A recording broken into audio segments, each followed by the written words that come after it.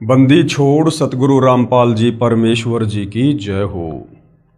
परमपिता परमात्मा सारी सृष्टि के रचनहार कुल मालिक असंख्य ब्रह्मांडों के स्वामी जगत गुरु तीनों लोकों में प्रवेश करके सबका धारण पोषण करने वाले राजाधिराज आत्माधार नाथों के नाथ देवों के देव महादेव सर्वेश्वर महेश्वर मृत्युंजय अजरो अमर आदि अनादि सनातनी प्रभु जगत पिता जगदीश्वर श्री श्री 1008 की उपाधि के वास्तविक अधिकारी अकाल मूर्त सौद स्वरूपी राम वासुदेव सर्वगतम ब्रह्म परम पूज्य प्रथम पूज्य परम संत परम पुरुष परम धनी परम दयालु सत्य कबीर हक्का कबीर अल्लाहु कबीर अल्लाहु अकबर बाखबर अल्लाह ताला जगत के तारणहार जगत के मुक्तिदाता जगत के जगन्नाथ हारे के सहारे हिंदुओं के राम मुसलमानों के अल्लाह सिखों के वाहिगुरु ईसाइयों के मसीह दया के सागर दयानिधि करुणा के सागर करुणानिधि स्वयंभू परिभू संकट मोचन कष्ट हरण मंगल करण दुख भंजन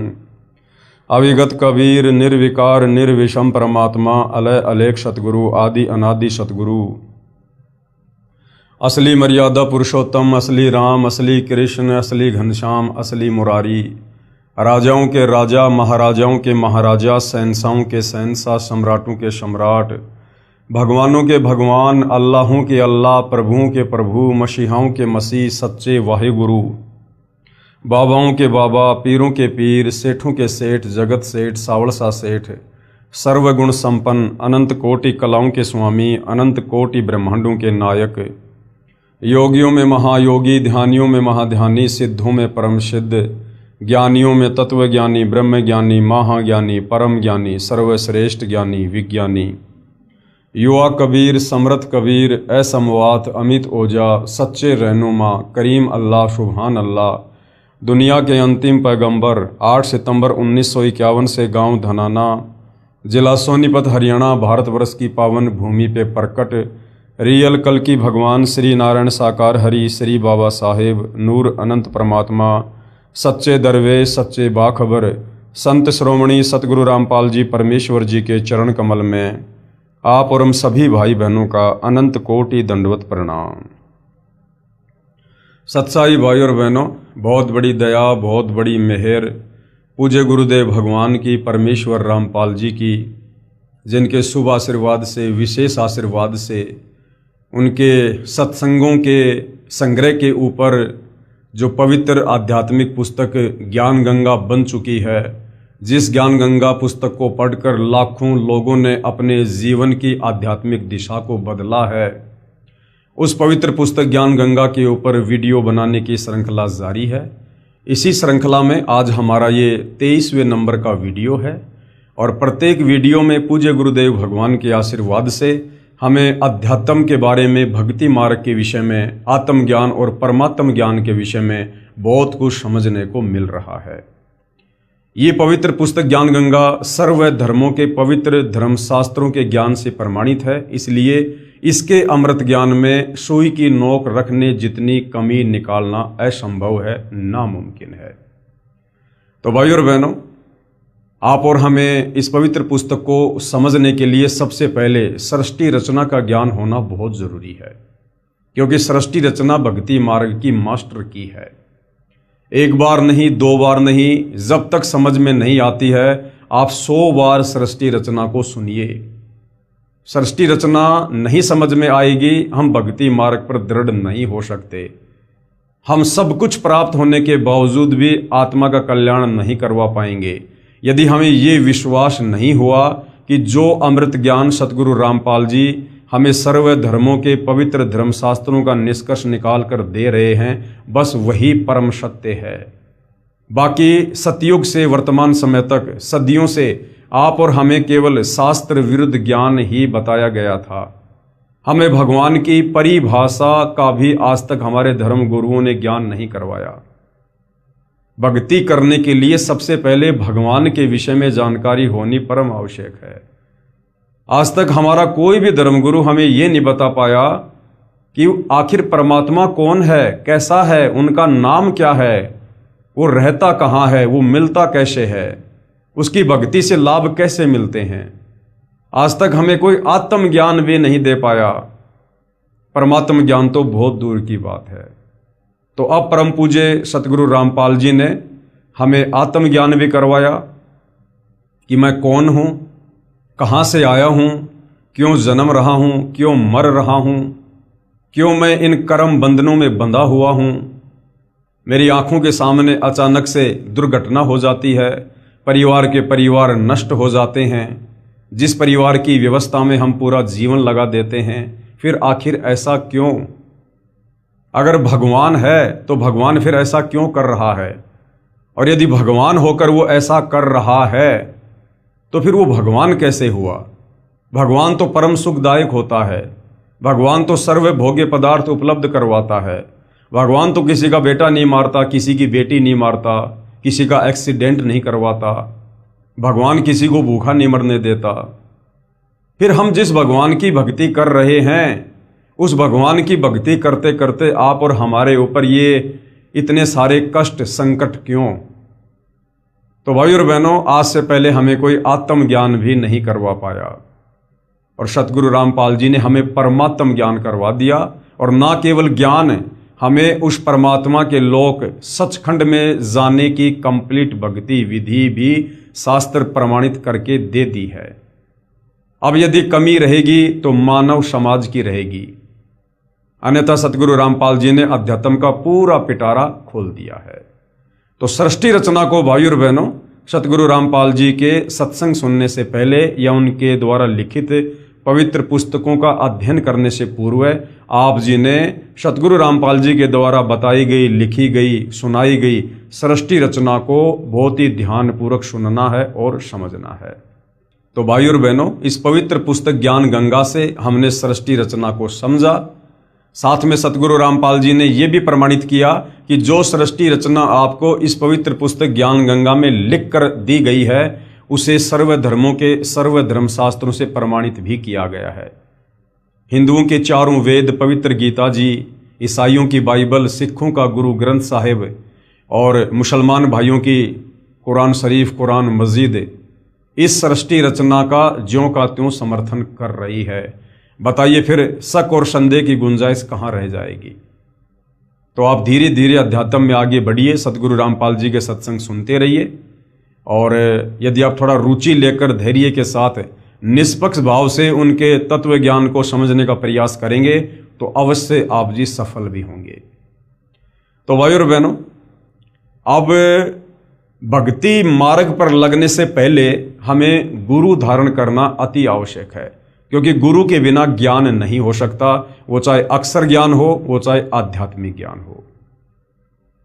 हम अपने बच्चे को अक्षर ज्ञान करवाने के लिए, उसे एक सभ्य नागरिक बनाने के लिए और भविष्य में एक अच्छा व्यक्ति बनाने के लिए, ताकि वो अच्छा पढ़ लिख के डिग्री हासिल करे, एक अच्छी नौकरी प्राप्त करे या खुद का बिजनेस करे, जिससे वो पैसे कमाए, धन कमाए और अपने परिवार का वो अच्छे से पालन पोषण करे। उसके लिए हम अपने बच्चे को स्कूल भेजते हैं गुरु के पास। ठीक इसी प्रकार भाई और बहनों, ये आध्यात्मिक ज्ञान है। अभी तक हमें किसी ने इस आध्यात्मिक ज्ञान के वो लाभ बताए ही नहीं, जिस कारण से हमारी रुचि इस अध्यात्म में आगे बढ़ने की नहीं बनी। अब सतगुरु रामपाल जी ने हमें सृष्टि रचना के माध्यम से बताया है कि बच्चों, तुम यहाँ के रहने वाले नहीं हो, तुम तो यहाँ पर कष्ट भोग रहे हो, कहर भोग रहे हो। छोटी मोटी नौकरी तो छोड़ो, यदि तुम पूरी पृथ्वी के राजा हो तो भी तुम यहाँ पर कष्ट भोग रहे हो, कहर भोग रहे हो। आज तुम्हें इस काल बलि ने धोखा देके तुम्हारे ही पुण्यों से तुम्हें राजा बना दिया, और राजा बनाकर अब ये तुम्हारे से इतने पाप करवा देगा कि अगले जन्मों में सीधा फिर ये उसे गधे की योनि में ठोकेगा। परमेश्वर की वाणी है, एक हरि की भक्ति बिन राजा गधा हो, माटी लदे कुम्हार की घास न डाले कोई। तो अब हमें इस आध्यात्मिक ज्ञान की आवश्यकता पड़ेगी, क्योंकि अब हमें जानकारी हो चुकी है कि हम इस काल के 21 ब्रह्मांड के निवासी नहीं हैं। हम सतलोक में रहा करते थे, हम अपनी गलती से इस काल के साथ यहाँ पर सजा भोगने के लिए आ गए हैं, और हम यहाँ युगों युगों से कर्म दंड भोग रहे हैं। हम सतलोक में रहा करते थे, वहाँ पर किसी चीज़ का अभाव नहीं था। सर्व सुविधा हमें कबीर परमेश्वर जी अपने कोटे से दिया करते थे। प्रत्येक वस्तु वहाँ पर निःशुल्क है। वहाँ ना कोई लक 84 योनियों का कष्ट है, ना वहाँ पर नरक में जाना होता है, ना वहाँ पर तपतशिला का कष्ट है, ना वहाँ जन्म और मरण की पीड़ा है, ना वहाँ कोई कार्य करना पड़ता है, ना वहाँ पर कोई लड़ाई झगड़ा, मान मुटाव, राग द्वेष, ईर्ष्या, छल कपट, धोखाधड़ी, मिलावट, काला बाजारी, रिश्वतखोरी, चोरी, जारी, ठगी, वहाँ कुछ भी नहीं है। वो सुख सागर है, वहाँ केवल सुख ही सुख है। और हम वहाँ पर अविनाशी रूप में रहते हैं। हम कभी नहीं मरते, हम कभी भी बूढ़े नहीं होते, किसी चीज़ का अभाव नहीं है। जो हम सुना करते थे दूध, दही, शहद, अमृत जल की नदियाँ, वो सतलोक में बहा करती हैं। तो भाइयों और बहनों, ऐसे सुखमय स्थान को छोड़कर हम अपनी नादानी के चलते इस काल के बहकावे में आकर जब ये सतलोक में तप कर रहा था, हम पतिव्रता पद से नीचे गिरकर इसके ऊपर आसक्त हो गए, जिसकी सजा आज हम यहाँ इसके 21 ब्रह्मांडों में प्राप्त कर रहे हैं। तो जब ये ज्ञान सतगुरु रामपाल जी ने हमें बताया, समझाया, उसके बाद हमारी अध्यात्म में रुचि बनी कि वास्तव में यदि हमने कोई डिग्री हासिल करनी है तो हमने सतलोक की डिग्री हासिल करनी है। यदि वास्तव में हमने कहीं पर जाकर परमानेंट नौकरी करनी है तो सतलोक में करनी है। नौकरी का मतलब सदा सदा के सुख है। तो अब भाइयों और बहनों, मानव समाज की भक्ति मार्ग में रुचि बनेगी, क्योंकि अब हमें सतगुरु रामपाल जी के आशीर्वाद से यथार्थ भक्ति मार्ग मिला है। हमें कोई वास्तव में इस सृष्टि रचना को समझाने वाला मिला है। हमें वास्तव में आज सतगुरु रामपाल जी ने बताया कि भगवान कौन है, कैसा है, कहाँ रहता है और कैसे मिलेगा। वो भगवान तो हमारे पीछे युगों युगों से पड़ा हुआ है, हमें सतलोक ले चलने के लिए। हम अपनी नादानी के चलते उन पर विश्वास नहीं कर पाते हैं, जिस कारण से हम धोखा खा जाते हैं। तो भाई और बहनों, अब हम सबकी रुचि बनेगी, क्योंकि अब हमें सृष्टि रचना का ज्ञान हो चुका है। अब हमें इस काल के 21 ब्रह्मांडों की रचना का ज्ञान हो चुका है कि क्यों इसने ब्रह्मा विष्णु महेश को एक एक गुण युक्त करके आप और हमें यहाँ पर अपने जाल में फंसा रखा है। इसको प्रतिदिन 1 लाख मानव शरीरधारी आत्माओं के सूक्ष्म शरीर से निकली वासना खानी पड़ती है, जिस कारण से ये हमें अपने भोजन के रूप में यहाँ पर पैदा करवाता है और हम इसी प्रकार से अपना कर्मदंड भोगते रहते हैं। तो भाई और बहनों, ज्ञान से भय होता है और भय से फिर इस भक्ति में रुचि बनती है। इसलिए अब पूरे विश्व का मानव समाज आने वाले समय में सतगुरु रामपाल जी की शरण में होगा और सभी लोग भक्ति करके अपनी आत्मा का कल्याण करवाएंगे। तो भाई और बहनों, अध्यात्म में सबसे पहले गुरु होना अति आवश्यक है। अब गांव गांव में, नगर नगर में गुरु बैठे हैं। कोई गेरुआ वस्त्र पहन के, कोई काला वस्त्र पहन के, कोई लाल वस्त्र पहन के, कोई पीताम्बर पहन के, कोई लंबी लंबी जटा बढ़ा के, कोई बिल्कुल सफाचट करवा के, कोई धारा प्रवाह कथा करता है, कोई संस्कृत भाषा में कथा करता है, किसी की करोड़ों में संगत है, कोई मंत्रियों के पास जाता है, किसी के पास मंत्री जाते हैं। तो हम लोग सोचते हैं कि संत महात्मा गुरुजन तो ये हैं जिनके करोड़ों में भगत हैं। लेकिन भाई और बहनों, बाहरी दिखावे से, बाहरी आडंबर से एक पूर्ण गुरु होने का कोई संबंध नहीं है। परमात्मा जी कहते हैं, कंठी माला सुमरणी पहनने से क्या हो, ऊपर तो ढूंढा साधु का लेकिन अंतर राख्या खोए। तो भाई और बहनों, हमारे शास्त्र ही हमें बताएंगे, समझाएंगे कि वास्तव में पूर्ण गुरु कौन होता है, तत्वदर्शी संत कौन होता है। तो गीता जी अध्याय 15 श्लोक नंबर 1 से 4 और 17 में, गीता अध्याय 4 श्लोक नंबर 34 में हमें तत्वदर्शी संत की पहचान बताई गई है, जो सतगुरु रामपाल जी ने हमें गीता जी को पढ़ाते समय बताया।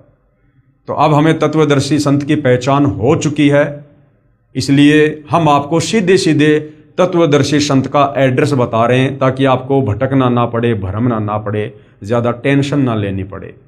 तो भाई और बहनों, आज इस पृथ्वी पर वह तत्वदर्शी संत सतगुरु रामपाल जी हैं। सतगुरु रामपाल जी के पास ही इस पृथ्वी पर यथार्थ शास्त्र अनुकूल सत भक्ति मार्ग है, जिस मार्ग को अपनाकर हम इस काल बलि के इस कर्म दंड से छूटकर और अपने निज लोक सतलोक को जा सकते हैं। दूसरा कोई विकल्प, कोई तरीका नहीं है। तो भाइयों और बहनों, बहुत सारे भविष्यवक्ताओं ने भी आज से सैकड़ों वर्ष पहले परम पूज्य सतगुरु रामपाल जी के विषय में भविष्यवाणियां कर रखी हैं। पिछले वीडियो में हमने फ्रांस देश के नास्त्रेदमस जी को पढ़ा, जिन्होंने सतगुरु रामपाल जी को लेकर वर्तमान समय के लिए अपनी सटीक भविष्यवाणियां कर रखी हैं, जो पूर्णतया सतगुरु रामपाल जी पर ही फिट बैठती हैं। उसके बाद और भी बहुत सारे जाने माने भविष्यवक्ता हैं जिन्होंने वर्तमान समय में सतगुरु रामपाल जी को लेकर भविष्यवाणियां की हैं और वर्तमान समय की परिस्थितियों को लेकर भी भविष्यवाणियां की हैं, और प्रत्येक की भविष्यवाणियां सत्य साबित भी होती आ रही हैं। तो आगे की भविष्यवाणियां भी सत्य ही साबित होंगी। और यदि सतगुरु रामपाल जी ने अपनी पवित्र पुस्तक ज्ञान गंगा में उन भविष्यवाणियों का समावेश किया है, तो निसंदेह वो भविष्यवाणियां समय आने पर सत्य ही साबित होंगी। तो सतगुरु रामपाल जी को लेकर और किन किन भविष्यवक्ताओं ने भविष्यवाणियां की हुई हैं, ताकि इन भविष्यवाणियों को देखकर हमारा विश्वास और अधिक दृढ़ हो कि वास्तव में हम पूर्ण संत की शरण में हैं, तत्वदर्शी संत की शरण में हैं। और यदि हम आजीवन मर्यादा में रहकर इस भक्ति मार्ग पर लगे रहे तो हमारी आत्मा का कल्याण इसी जन्म में 100% पक्का है। तो यहां पर लिखा है, सतगुरु रामपाल जी महाराज के समर्थन में अन्य भविष्यवक्ताओं की भविष्यवाणियां। इंग्लैंड के ज्योतिषी कीरो ने सन 1925 में लिखी पुस्तक में भविष्यवाणी की है, 20वीं सदी अर्थात सन 2000 ईस्वी के उत्तरार्ध में, यानी सन 1950 के पश्चात उत्पन्न संत ही विश्व में एक नई सभ्यता लाएगा। तो सतगुरु रामपाल जी का जो प्राकाट्य है वो 8 सितंबर 1951 को हुआ, यानी 20वीं सदी जब आधी गुजर गई 1950, उसके बाद जो संत प्रकट होगा और पूरे विश्व में आध्यात्मिक क्रांति के द्वारा परिवर्तन लेकर आएगा, तो ये सतगुरु रामपाल जी के ऊपर बिल्कुल सटीक बैठती है, क्योंकि 8 सितंबर 1951 को सतगुरु रामपाल जी का धरती पर प्राकाट्य होता है। सन 1950 के बाद उत्पन्न संत ही विश्व में एक नई सभ्यता लाएगा। अब भाइयों और बहनों, कुछ एक शब्द ऐसे हैं जो सतगुरु रामपाल जी के साथ में यदि हम प्रयोग करेंगे तो थोड़े से विरोधाभास वाली बात हो जाती है, क्योंकि ये जितने भी भविष्यवक्ता हैं ये केवल अपने पूर्व जन्मों की भक्ति कमाई के कारण ये भविष्य को देखते हैं, और जैसा ये लोग देखते हैं वैसा ही ये लोग लिख देते हैं, बता देते हैं। इन्हें संत के विषय में, भक्ति के विषय में, भक्ति मार्ग के विषय में इन्हें कुछ नहीं पता होता है। ये केवल उतना ही बताते हैं जितना ये लोग देखते हैं। तो यहाँ पर बार बार जो सतगुरु रामपाल जी के नाम के साथ में उत्पन्न होना या फिर जन्म लेना, इस प्रकार के जो शब्द प्रयोग होते हैं, ये शब्द उचित नहीं है। आप और हमें अब ज्ञान हो चुका है, बातें समझ में आ चुकी हैं कि सतगुरु रामपाल जी स्वयं सतलोक से चलकर इस धरती पर प्रकट हुए हैं। ये स्वयं जगत के तारणहार हैं, सर्व सृष्टि के रचनहार हैं। ये स्वयं ही कबीर परमेश्वर हैं, क्योंकि कबीर परमेश्वर जी के अलावा इस काल के 21 ब्रह्मांड में सृष्टि रचना के विषय में कोई नहीं बता सकता है। इस काल, दुर्गा और ब्रह्मा विष्णु महेश की उत्पत्ति के विषय में उस कबीर परमेश्वर जी के अलावा इस 21 ब्रह्मांड में और कोई नहीं बता सकता है। सत्संग इस 21 ब्रह्मांड में पूर्ण परमेश्वर कबीर जी के अलावा और कोई भी नहीं कर सकता है। बाकी लोग कहते जरूर हैं कि हम सत्संग करते हैं, लेकिन वो यथार्थता नहीं है, उनमें सत्यता नहीं है। और तत्वदर्शी संत की भूमिका केवल कबीर परमात्मा जी ही निभाते हैं। और वो कबीर परमात्मा जब यहाँ पर सतगुरु रूप में प्रकट होता है तो वो किसी माँ के गर्भ से जन्म लेकर नहीं आता है। ना सतगुरु जननी जने जाके माना बाप, पिंड ब्रह्मण से रहित है ना वहां तीनों ताप। सतगुरु कभी भी जननी से जन्म नहीं लेता है। अब भाइयों और बहनों, परिस्थितियों के अनुसार, देश काल और परिस्थितियों के अनुसार ये कबीर परमात्मा कुछ भी लीला कर सकते हैं। हमारी चरम दृष्टि को धोखा देते हुए, इस काल बलि को धोखा देते हुए ये परमात्मा वर्तमान समय 8 सितंबर 1951 को हुए तो हैं प्रकट, लेकिन लीला ऐसी अजब गजब करते हैं कि जैसे उनका मां के गर्भ से जन्म हुआ है। ये भाइयों और बहनों बहुत ही एक लंबा विषय है। इसके ऊपर दास बहुत सारे वीडियो बना चुका है। आप जी सोशल मीडिया पर देख सकते हैं कि सतगुरु रामपाल जी का जन्म हुआ है या फिर वे प्रकट हुए हैं। आपको भली भांति समझ में आ जाएगा। तो ये भविष्य वक्ता जैसा देखते हैं, यानी जितना इनकी बुद्धि काम करती है ये केवल उतना ही बता सकते हैं। तो क्या कहा गया है, 20वीं सदी अर्थात सन 2000 ईस्वी के उत्तरार्ध में सन 1950 के पश्चात उत्पन्न संत ही विश्व में एक नई सभ्यता लाएगा, जो कि सतगुरु रामपाल जी के लिए इशारा है, जो संपूर्ण विश्व में फैल जाएगी। भारत का वह एक व्यक्ति, अब देखिए सतगुरु रामपाल जी व्यक्ति नहीं है। अब दिखाई जरूर एक व्यक्ति की बातें दे रहे हैं, दिखाई जरूर एक साधारण से आदमी या संत की तरह दिखाई दे रहे हैं, लेकिन इनका जो व्यक्तित्व है वो पिछली भविष्यवाणी में नास्त्रदमस जी ने बता दिया कि वो तेज पुंज का धनी होगा।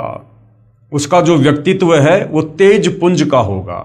अब एक होता है तेज पुंज यानी नूरी शरीर, और एक होता है 5 तत्व का शरीर। जैसे आप और हमारा ये 5 तत्व से बना शरीर है, हाड़ मांस साम लार टट्टी पेशाब थूक। और जो नूरी शरीर होता है वो पारदर्शी होता है। जैसे कबीर परमेश्वर जी के विषय में वेदों में कहा गया है कि कबीर मनीषी परिभू शुक्रम अकायम ऐसा नावीरम, कि उसका जो शरीर है वो माता पिता के सहयोग से नहीं होगा, वो नाड़ियों के सहयोग से नहीं होगा, हाड़ मांस का नहीं होगा। तो भाइयों और बहनों, जैसा इस काललोक की व्यवस्था है, उस व्यवस्था के अनुसार परमेश्वर आप और हमें ये आध्यात्मिक ज्ञान समझाने के लिए एक आम व्यक्ति बनकर, एक आम संत बनकर भूमिका करते हैं। परंतु असल में जिस दिन हमारी आध्यात्मिक चेतना जागृत होगी, हम पूर्ण संत की परिभाषा से, तत्वदर्शी संत की परिभाषा से परिचित होंगे, तब हमें पता चलेगा कि वास्तव में सतगुरु रामपाल जी कौन हैं और वो जन्म लेते हैं या फिर वे प्रकट होते हैं। जो संपूर्ण विश्व में फैल जाएगी, भारत का वह व्यक्ति सारे संसार में ज्ञान क्रांति ला देगा। उसके बाद में भविष्य वक्ता श्री वेजिलेटिन के अनुसार 20वीं सदी के उत्तरार्ध में यानी 1950 के बाद में विश्व में आपसी प्रेम का अभाव, मानवता का हास यानी गिरावट और माया की संग्रह की दौड़, यानी दुनिया केवल पैसा पैसा लूटना चाहेगी, लूट व राजनेताओं का अन्यायी हो जाना आदि आदि बहुत से उत्पात देखने को मिलेंगे और बखूबी देखने को मिल भी रहे हैं। जैसा भविष्यवाणी में लिखा है, सन 1950 के बाद वैसा ही होता आया है। परंतु भारत से उत्पन्न हुई शांति, अब भारत से शांति कैसे उत्पन्न होगी? एक बार तो पूरे विश्व में आने वाले समय में अशांति होगी, क्योंकि हम युग परिवर्तन के दौर में हैं। हम वर्तमान में मई 2026 में ये वीडियो बना रहे हैं और 2028 का जो समय है वो युग परिवर्तन का निर्धारित समय है। और आगे आप जी भविष्यवाणी में पढ़ोगे कि युग परिवर्तन प्रकृति का अटल नियम है। तो एक बार तो भाइयों और बहनों अशांति आएगी, लेकिन उसके बाद सतगुरु रामपाल जी के आशीर्वाद से पूरे विश्व में जो शांति आएगी वो हजारों साल तक स्थिर रहेगी।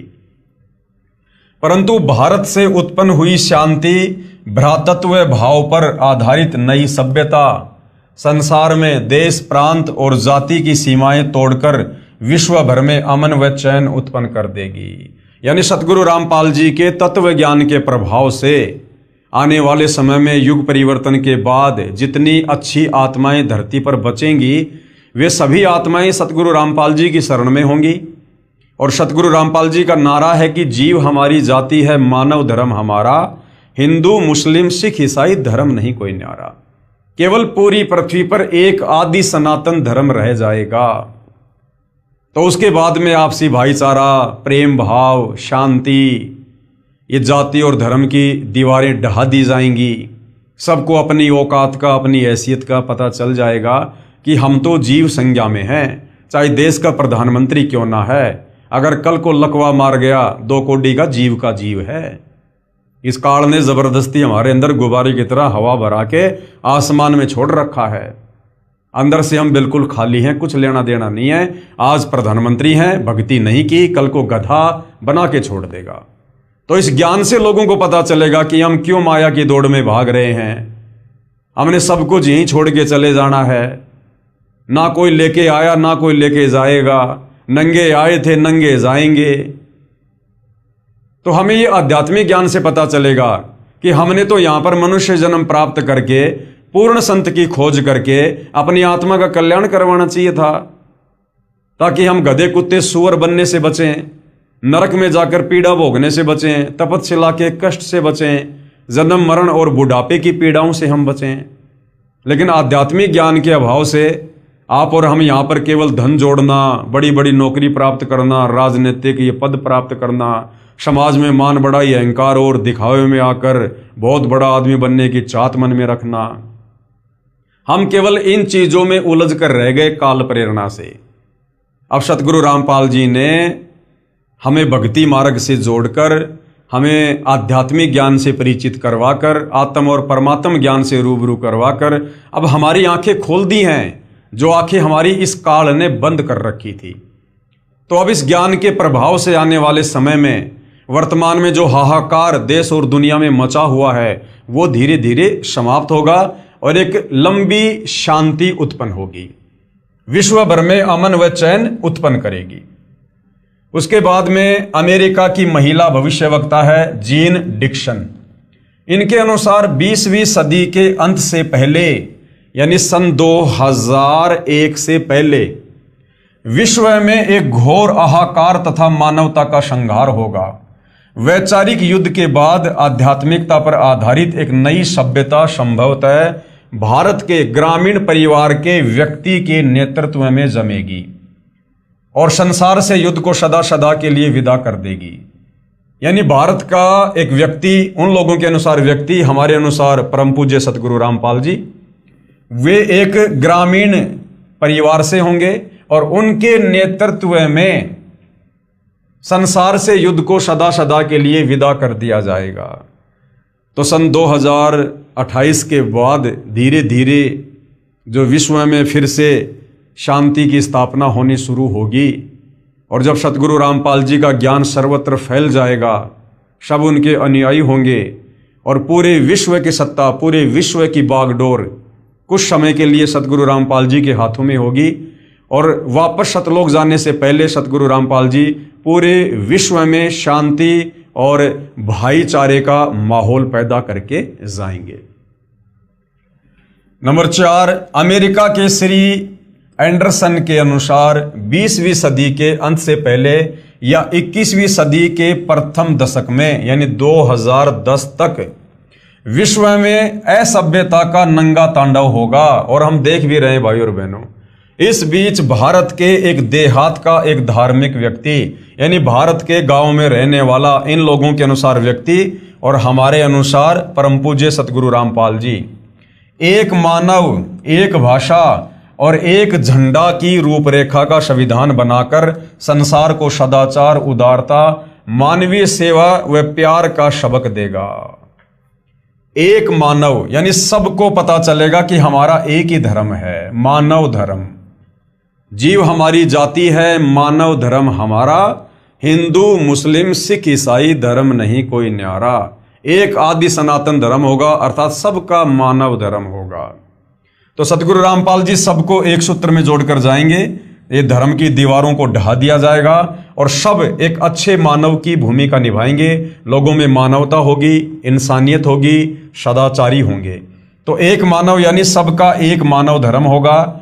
एक भाषा, सतगुरु रामपाल जी हमें जो तत्व ज्ञान दे रहे हैं, ये तत्व ज्ञान पूरे विश्व की भाषा होगी, अर्थात पूरा विश्व सतगुरु रामपाल जी के बताए अनुसार भक्ति करेगा।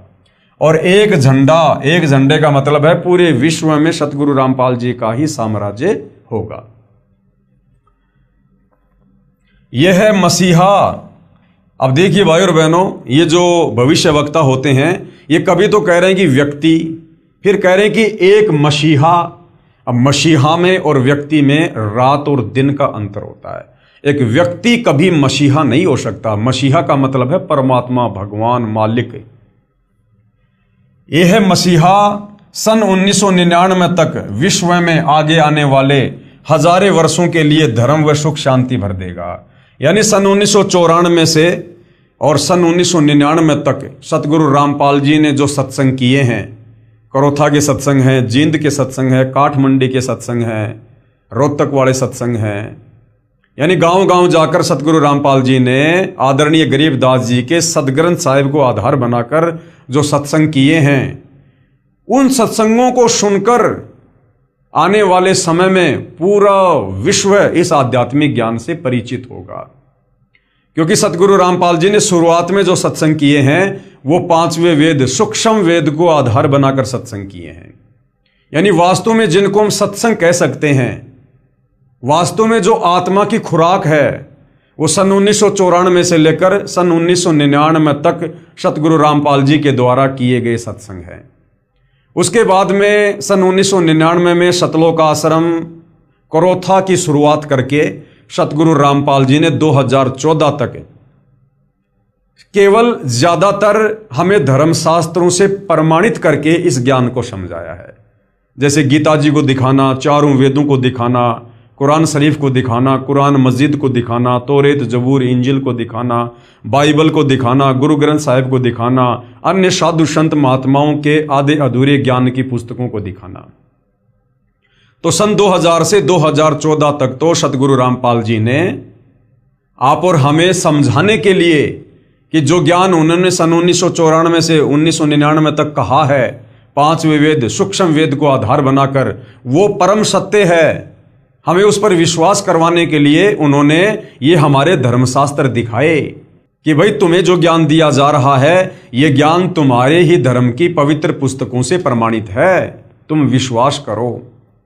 तो सन 1994 से 1999 तक जो सत्संग सतगुरु रामपाल जी ने 5वें वेद, सूक्ष्म वेद को आधार बनाकर किए हैं, इन सत्संगों को सुनकर ये आत्मा जागृत होगी। नंबर 5, हॉलैंड के भविष्य दृष्टा श्री गेरार्ड क्राइसे के अनुसार 20वीं सदी के अंत से पहले यानी सन 2000 से पहले या 21वीं सदी के प्रथम दशक में यानी 2010 तक भयंकर युद्ध के कारण कई देशों का अस्तित्व ही मिट जाएगा। अब देखिए भाइयों और बहनों, ये भविष्यवाणियां हैं। ये भविष्य वक्ता केवल उतना ही बता सकते हैं जितना वो देखते हैं। अब वो जो देख रहे हैं उसको आगे बढ़ाना, कम करना, ये फिर परमात्मा के हाथ में है। सतगुरु जो चाहे सो कर ही, 14 कोटि दूत यम डर ही, ओत भूत जम त्रास निवारे और चित्र गुप्त के कागज पाड़े। कहते मासा घटे न तिल बदे विधाता लिखे जो लेख। ये भविष्य वक्ता जो बता रहे हैं ये विधाता का लिखा हुआ लेख था। मासा घटे न तिल बदे विधाता लिखे जो लेख, पर साचा सतगुरु मेट कर ऊपर मार दे मेख। ये सन 2012 में ये विश्व युद्ध होना था, अनेक देशों का अस्तित्व मिट जाना था। भाइयों और बहनों, यदि आप लोगों को याद हो तो थोड़ा सा विचार कीजिए। दास का जन्म सन 1984 में हुआ और सन 1999 का समय आते आते हम सुना करते थे, बड़े जोर शोरों से भविष्यवाणियां थी, हर तरफ चर्चा थी कि 1999 में जो है दुनिया खत्म हो जाएगी, दुनिया खत्म हो जाएगी।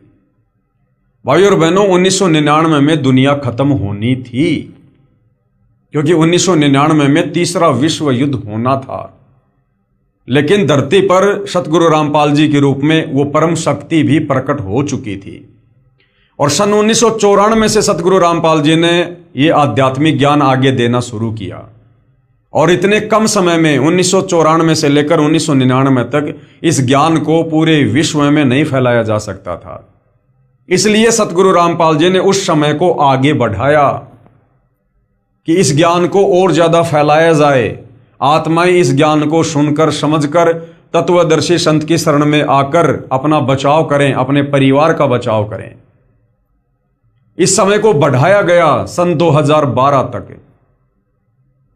और जब सन 2012 आया, उस समय फिर से पूरे विश्व में यही चर्चा थी कि 2012 में दुनिया खत्म होगी, दुनिया तबाह हो जाएगी। लेकिन 2012 तक भी सतगुरु रामपाल जी ने देखा कि जिस स्पीड से यह ज्ञान पूरे विश्व में जाना था, अभी तक नहीं जा पाया है। अभी तक उनकी पुण्यात्माओं तक यह ज्ञान नहीं पहुंच पाया है। इसलिए भाई और बहनों, समय को बढ़ाना या घटाना यह परम संत के हाथ में होता है। समय की चाबी परम संत के हाथ में होती है। 21 ब्रह्मांड का रिमोट परम संत के हाथ में है। अब वर्तमान में सतगुरु रामपाल जी के हाथों में है। तो सन 2012 वाले समय को भी सतगुरु रामपाल जी ने आगे बढ़ाया। और अब भाई और बहनों, सतगुरु रामपाल जी ने अपने द्वारा लिखित पवित्र पुस्तक ज्ञान गंगा में वो समय भी निर्धारित कर दिया है कि उसके बाद कोई समय नहीं बढ़ेगा। युग परिवर्तन का समय 2028 निर्धारित कर दिया जा चुका है।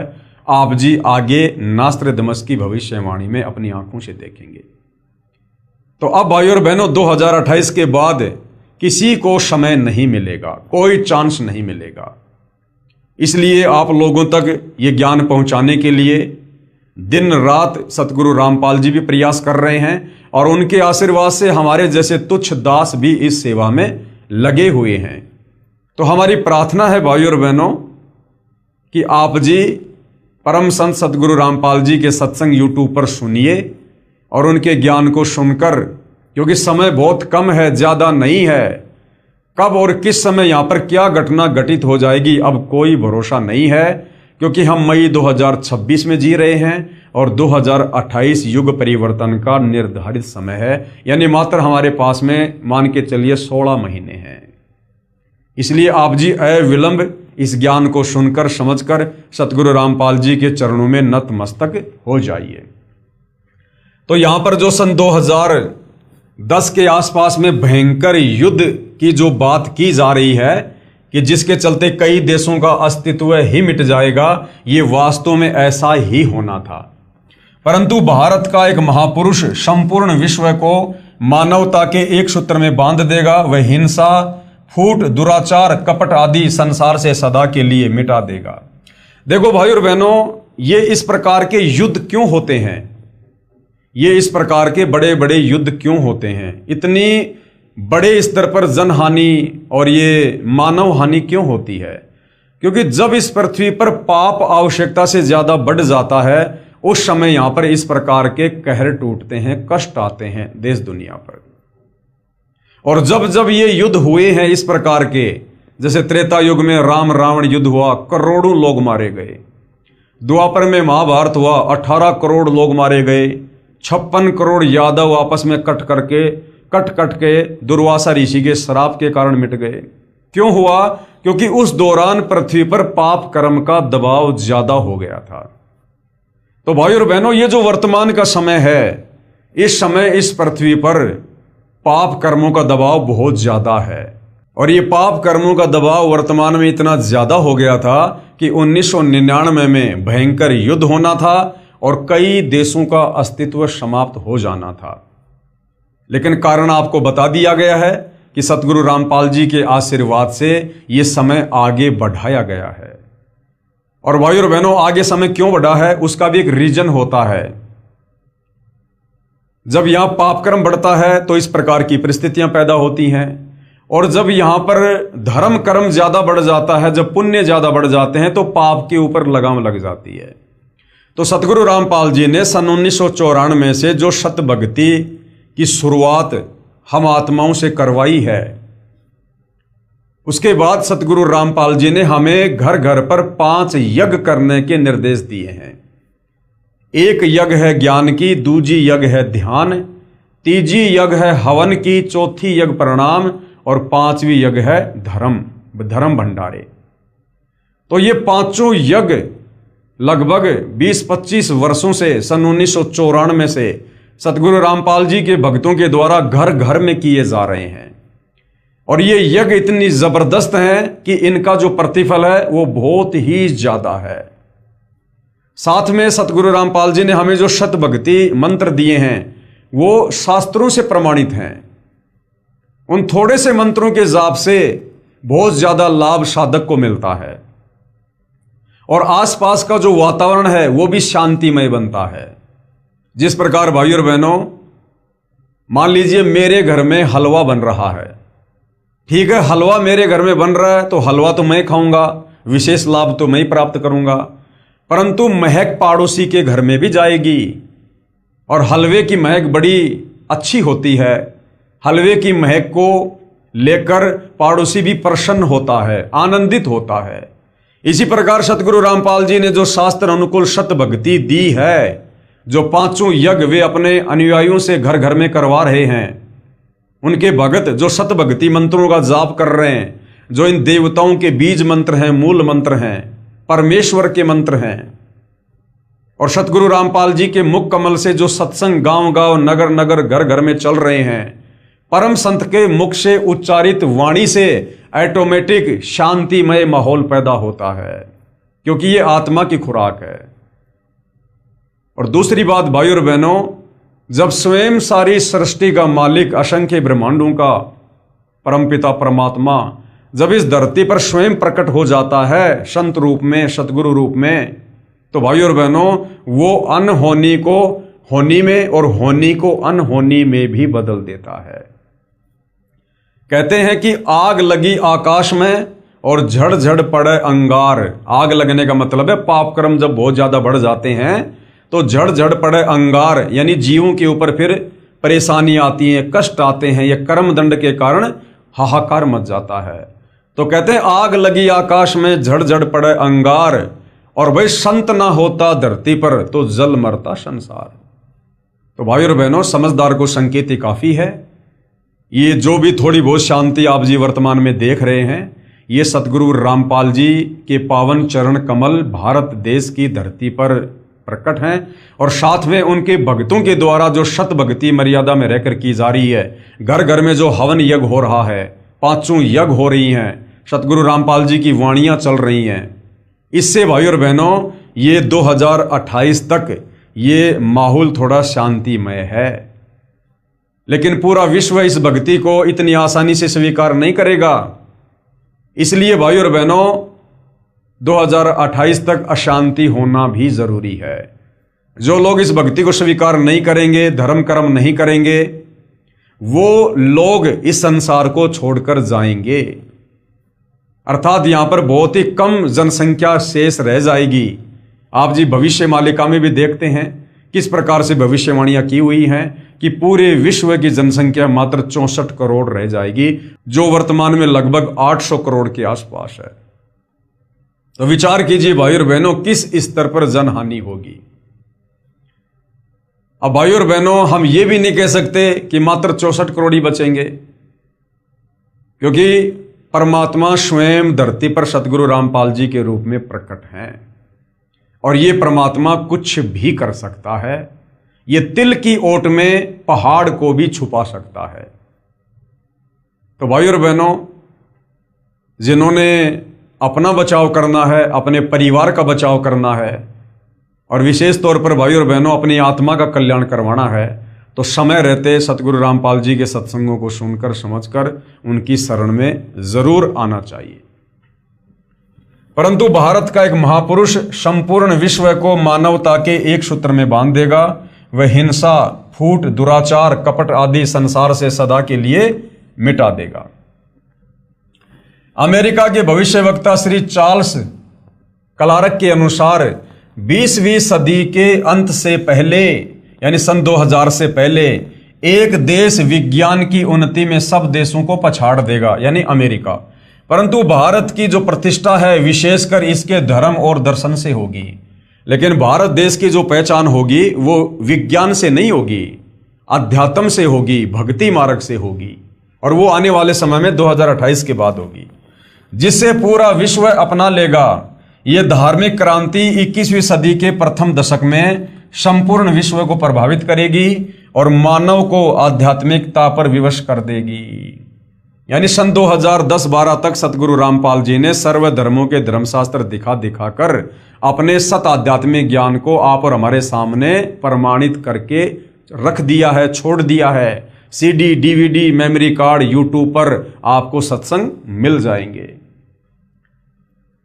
नंबर 7, हंगरी की महिला ज्योतिषी बोरिस्का के अनुसार सन 2000 ईस्वी से पहले उग्र परिस्थितियों, हत्या और लूटमार के बीच ही मानवीय सद्गुणों का विकास एक भारतीय फरिश्ते के द्वारा भौतिकतावाद से सफल संघर्ष के फलस्वरूप होगा, जो चिरस्थायी रहेगा।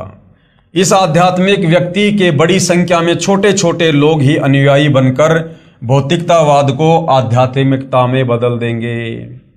इस आध्यात्मिक महापुरुष के व्यक्ति की जगह महापुरुष, इस आध्यात्मिक महापुरुष के बड़ी संख्या में छोटे छोटे लोग ही अनुयायी बनकर, छोटे छोटे लोग का मतलब है जो मीडियम क्लास से होंगे, जो बहुत ज्यादा कोई राजनीतिक कोई पदों पे नहीं होगा, बहुत बड़ा कोई सेठ नहीं होगा, साहूकार नहीं होगा, जो बेचारे अपनी मेहनत मजदूरी, अपनी कोई किसानी करके, छोटा मोटा रोजगार करके अपना जीवन यापन जो कर रहे हैं, वो लोग सबसे पहले सतगुरु रामपाल जी की शरण में आएंगे।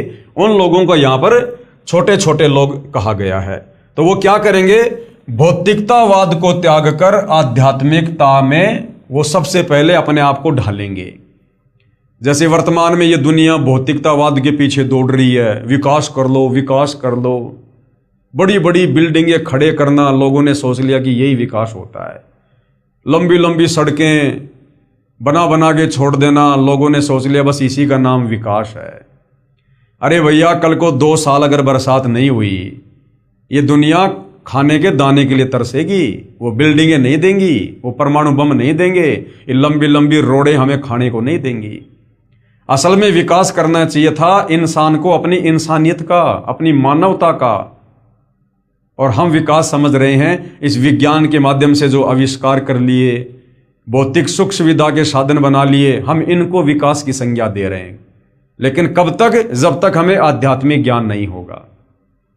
तो सतगुरु रामपाल जी के जो अनुयायी होंगे वो भौतिकतावाद से दूर हटेंगे और वो आध्यात्मिकतावाद में ज्यादा आगे बढ़ेंगे।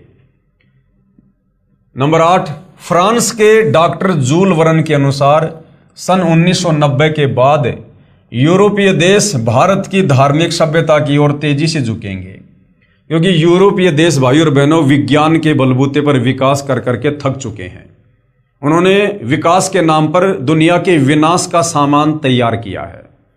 अब भाई और बहनों, ये विज्ञान इंसान को शांति नहीं दे सकती।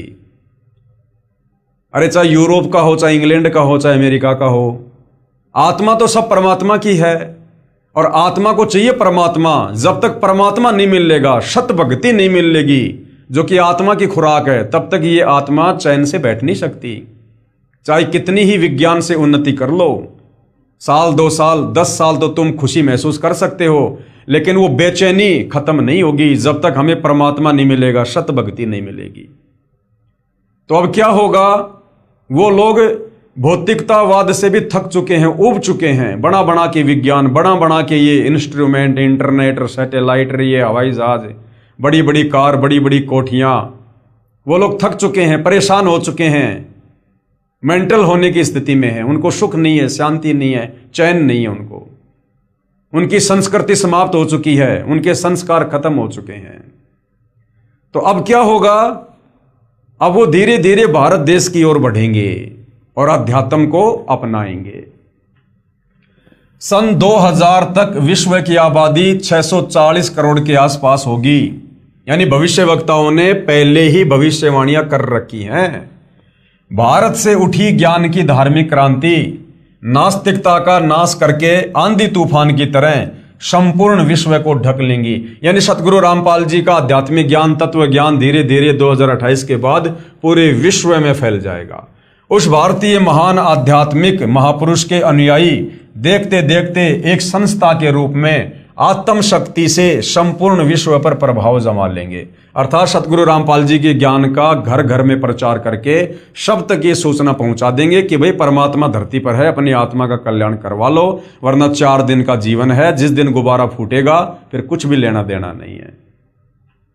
नंबर 9, फ्रांस के नास्त्रडमस के अनुसार विश्व भर में सैनिक क्रांतियों के बाद थोड़े से ही अच्छे लोग संसार को अच्छा बनाएंगे। ये 2028 के आसपास की भविष्यवाणी है भाई और बहनों, कि विश्व भर में सैनिक क्रांतियों के बाद यानी लड़ाई झगड़े के बाद पूरी दुनिया में थोड़े बहुत ही अच्छे लोग बचेंगे। फ्रांस के नास्त्रडमस के अनुसार विश्व भर में सैनिक क्रांतियों के बाद थोड़े से ही अच्छे लोग संसार को अच्छा बनाएंगे, जिनका महान धर्मनिष्ठ विश्व विख्यात नेता, यानी हमारे नेता कौन है? सतगुरु रामपाल जी। धार्मिक नेता कौन है? सतगुरु रामपाल जी। 20वीं सदी के अंत और 21वीं सदी की शुरुआत में किसी पूर्वी देश से जन्म लेकर, अब नास्त्रडमस जी के अनुसार जन्म लेना, हमारे अनुसार प्रकट होकर भ्रातृवर्ती व सौजन्यता द्वारा सारे विश्व को एकता के सूत्र में बांध देगा। किसी पूर्वी देश से, तो भाई और बहनों विश्व के मानचित्र में हमारा जो भारत देश है वो पूर्वी देशों में आता है। नास्त्रडमस शतक 1 श्लोक 50 में प्रमाणित कर रहा है, 3 ओर से सागर से यानी समुद्र से घिरे द्वीप में उस महान संत का प्राकट्य होगा। तो भाई और बहनों हमारा जो देश है वो 3 ओर से सागर से जो है वो आच्छादित है, यानी हिंद महासागर। जो देश 3 ओर से सागर से ढका होगा, समुद्र से ढका होगा, तो हमारा जो भारत देश है वो 3 तरफ जो है समुद्र से ढका हुआ है। 3 ओर से सागर से घिरे द्वीप में उस महान संत का जन्म होगा। उस समय तत्व ज्ञान के अभाव से अज्ञान अंधेरा होगा, नैतिकता का पतन होकर हाहाकार होगा। वह सायरन यानी वह धार्मिक नेता गुरुवर अर्थात गुरुजी को वर यानी श्रेष्ठ मानकर अपनी साधना करेगा तथा करवाएगा। वह धार्मिक नेता यानी तत्वदर्शी संत अपने धर्म बल अर्थात भक्ति की शक्ति से तथा तत्व ज्ञान द्वारा सर्व राष्ट्रों को यानी सभी देशों को नतमस्तक करेगा। आने वाले समय में जो भी देश भारत की ओर लड़ाई झगड़े की मनसा से मुंह उठाएगा वो मुंह की खाएगा, अंत में उनको नतमस्तक होना पड़ेगा। जिस कदर वो लोग भारत में तबाही मचाना चाहेंगे उस कदर तबाही सतगुरु रामपाल जी नहीं मचाने देंगे। एशिया में उसे रोकना अर्थात उसके प्रचार में बाधा करना पागलपन होगा। शतक 1 50 सेंचुरी कन्ना 50। आगे हैं 10 नंबर। इजराइल के प्रोफेसर हरार के अनुसार भारत देश का एक दिव्य महापुरुष, अब देखिए कोई तो कह रहा है दिव्य महापुरुष, कोई कह रहा है व्यक्ति, कोई कह रहा है मसीहा, कोई कहता है धार्मिक नेता। तो ये भविष्य वक्ता भाई और बहनों, कुछ तो इनको भविष्य के जो है दर्शन होते हैं, कुछ फिर ये अपनी थोड़ी बहुत अटकलबाजी लगा देते हैं, क्योंकि ये बेचारे आध्यात्मिक ज्ञान से अपरिचित होते हैं, जिस कारण से इनको नहीं पता होता है कि परमात्मा प्रकट होता है या जन्म लेता है या परमात्मा कौन है कैसा है, इनको नहीं पता होता है। भारत देश का एक दिव्य महापुरुष मानवतावादी विचारों से सन 2000 ईस्वी से पहले यानी 1994 से सन 2000 तक आध्यात्मिक क्रांति की जड़ें मजबूत कर लेगा। यानी सूक्ष्म वेद पर सन 1994 से 1999 तक सत्संग करके और काफी आत्माओं को जगा देगा। वह सारे विश्व को उनके विचार सुनने को बाध्य होना पड़ेगा और आने वाले समय में पूरा विश्व उनके सत्संग सुनेगा, बाध्य होना पड़ेगा, मजबूरी में सुनेंगे लोग, क्योंकि दूसरा कोई विकल्प नहीं होगा। आने वाले समय में 2028 तक लोगों को अपनी जान बचाने के लिए धरती पर कोई दूसरा समाधान नजर नहीं आएगा। ये देवी देवता, ये मंदिर चर्च गुरुद्वारे, ये कुछ भी काम नहीं आएंगे। ये पत्थरों के देव महादेव ये नहीं बचा पाएंगे। तो सतगुरु रामपाल जी ही अंत में एकमात्र विकल्प होंगे। तो मजबूरन फिर लोगों को सतगुरु रामपाल जी के शरण में आना पड़ेगा। सारे विश्व को उनके विचार सुनने को बाध्य होना पड़ेगा। भारत के अधिकतर राज्यों में राष्ट्रपति शासन होगा। ये 2028 के आसपास के लिए भविष्यवाणी है। ये भारत देश के अधिकतर राज्यों का मतलब है भारत देश के जितने भी स्टेट हैं उनमें से ज्यादातर स्टेट में राष्ट्रपति शासन लगेगा, आर्मी शासन लगेगा, इमरजेंसी लगेगी। भारत के अधिकतर राज्यों में राष्ट्रपति शासन होगा, पर बाद में नेतृत्व धर्मनिष्ठ वीर लोगों पर होगा जो एक धार्मिक संगठन के आश्रित होंगे।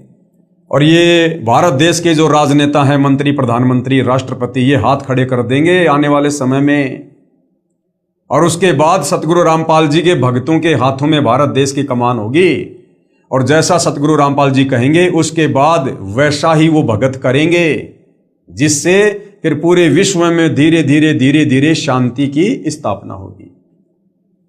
नंबर 11, नॉर्वे के श्री आनंदाचार्य की भविष्यवाणी के अनुसार सन 1998 के बाद एक शक्तिशाली धार्मिक संस्था भारत में प्रकाश में आएगी, जिसके स्वामी यानी जिसके मालिक एक गृहस्थ महापुरुष की आचार संहिता का पालन संपूर्ण विश्व करेगा।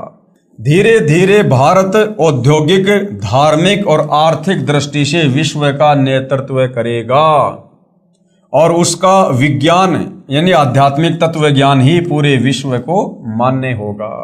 यानी आने वाले समय में हमारा भारत देश विश्व के सर्व राष्ट्रों में सर्वोपरि होगा, जगत गुरु होगा, धर्म गुरु होगा, विश्व गुरु होगा और सर्व संपन्न देश होगा।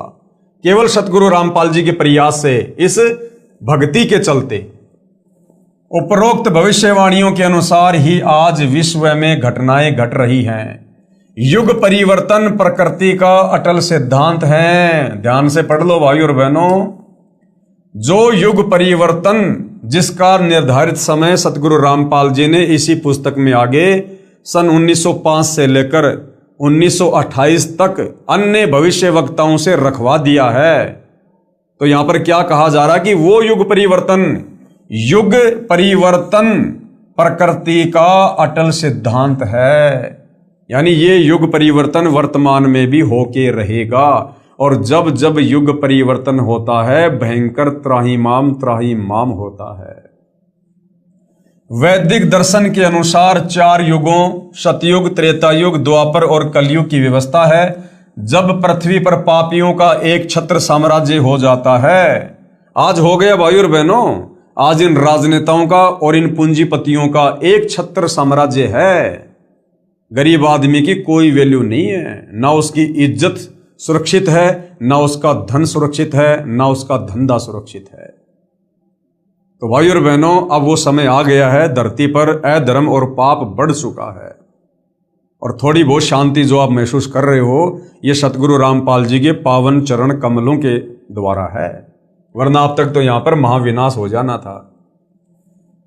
जब पृथ्वी पर पापियों का एक छत्र साम्राज्य हो जाता है तब क्या होता है, ध्यान से सुनो भाई और बहनों, हम भक्तों के लिए बहुत ही विशेष टॉपिक है। जब पृथ्वी पर पापियों का एक छत्र साम्राज्य हो जाता है तब भगवान कौन, परमात्मा कबीर देव पृथ्वी पर मानव रूप में प्रकट होता है।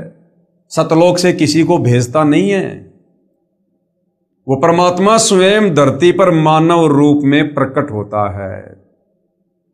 तो वर्तमान में धरती पर वो परमात्मा कबीर देव एक मानव रूप में सतगुरु रामपाल जी के नाम से स्वयं ही प्रकट है। अब इतने बढ़िया बढ़िया प्रमाण मिल रहे हैं भाई और बहनों, लेकिन ये विश्वास उन्हीं को होगा जिन आत्माओं के संस्कार बहुत ही मजबूत हैं, जिन्होंने अपने गुरुदेव भगवान पर पूर्णतः विश्वास कर लिया है, जिन्होंने सृष्टि रचना को कई बार सुन के और अपने मन में ये विश्वास पैदा कर लिया है कि पूज्य गुरुदेव भगवान ने जो कहा है और जो प्रमाणित करके दिखाया सर्व धर्म शास्त्रों से अपने आध्यात्मिक ज्ञान को, उसके अलावा सब यहां पर झूठ है। तो उन्हीं आत्माओं को विश्वास होगा कि वास्तव में आज इस धरती पर पूज्य गुरुदेव सतगुरु रामपाल जी के नाम से स्वयं कबीर भगवान, कबीर परमात्मा जी ही प्रकट हैं। यानी सतगुरु रामपाल जी कबीर जी के कोई अवतार, उनके द्वारा भेजे गए दास या उनके द्वारा सतलोक से भेजी गई कोई आत्मा नहीं है, ये स्वयं ही परमात्मा है।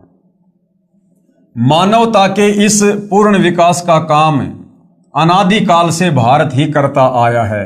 मानवता के इस पूर्ण विकास का काम यानी आत्मा को आध्यात्मिक ज्ञान देकर, सतभक्ति देकर जागृत करने का काम, आप और हमें सतभक्ति मार्ग देकर अपने परमपिता परमेश्वर के विषय में जानकारी देने का काम ये भारत देश ही करता आया है।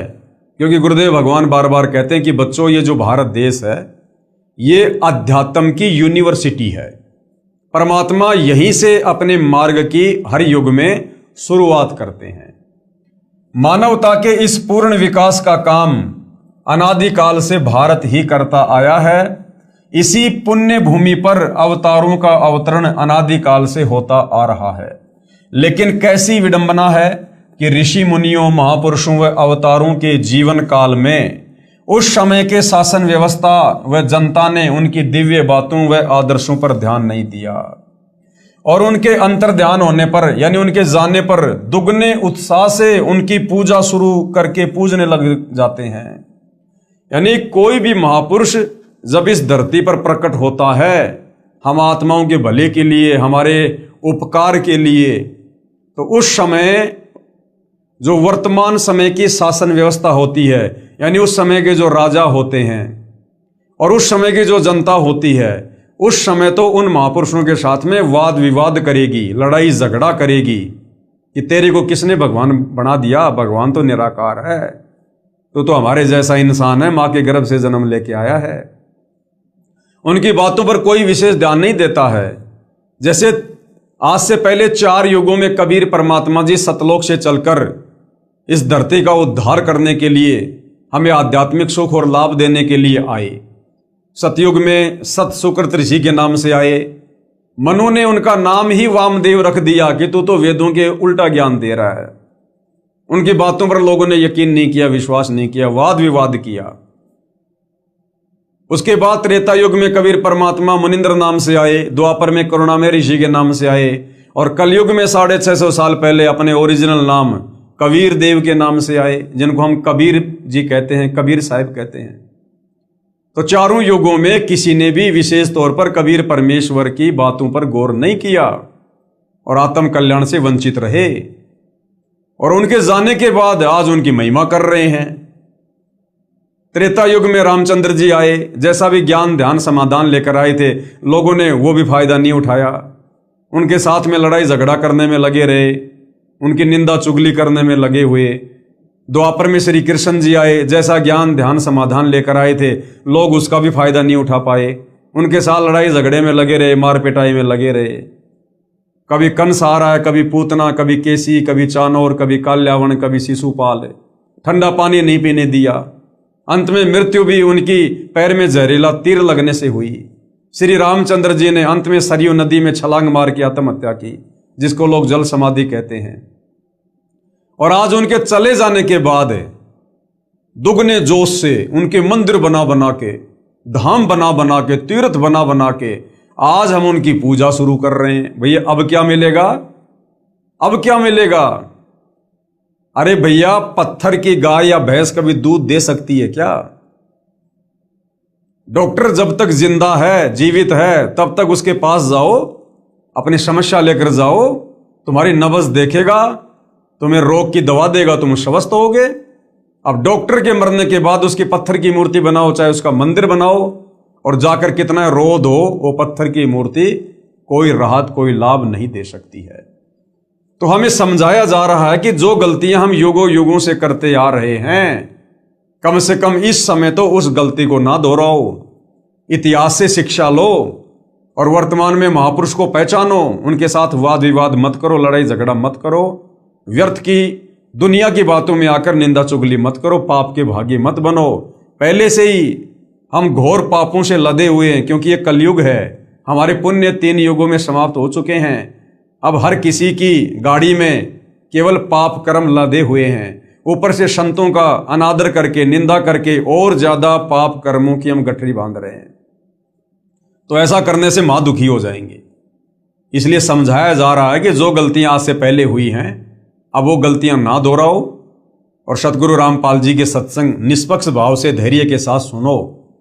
समझ में आते हैं तो अपना लो, नहीं समझ में आते हैं तो छोड़ दो, व्यर्थ में निंदा चुगली क्यों। तो हमारे भले के लिए हमें यहां पर समझाया जा रहा है। उस समय के शासन व्यवस्था व जनता ने उनकी दिव्य बातों व आदर्शों पर ध्यान नहीं दिया और उनके अंतर ध्यान होने पर दुगने उत्साह से उनकी पूजा शुरू कर पूजने लग गए।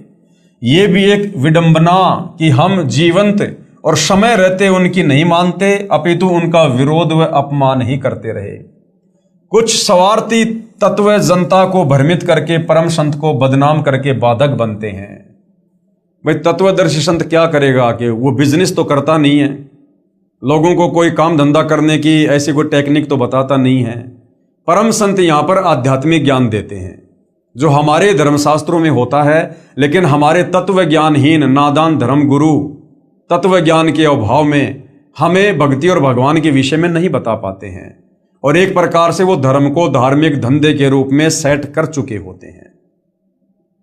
और जब तत्वदर्शी संत यहां पर आते हैं, वे हमें उन्हीं धर्मशास्त्रों को खोल खोल के दिखाते हैं कि भाई देखो भक्ति और भगवान के विषय में क्या लिखा हुआ है और हमारे से हमारे नादान धर्म गुरु क्या पूजा करवा रहे हैं। तो बताओ हमें लाभ कैसे मिलेगा, हमारा मोक्ष कैसे होगा, हमारे दुखों का निवारण कैसे होगा।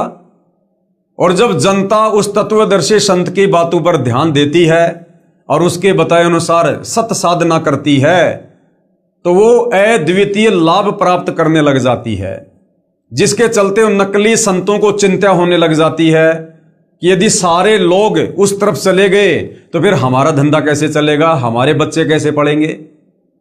जब पाखंडी खत्म हो जाएगा फिर पाखंडियों का क्या सारा। जिस कारण से वो ज्ञानहीन धर्मगुरु उस तत्वदर्शी संत के खिलाफ जनता को गुमराह करके भड़का देते हैं और उस महापुरुष का विरोध करवा देते हैं, जनता को भी पाप का भागी बना देते हैं और फिर स्वयं भी अंत में नरक के भागी बनते हैं।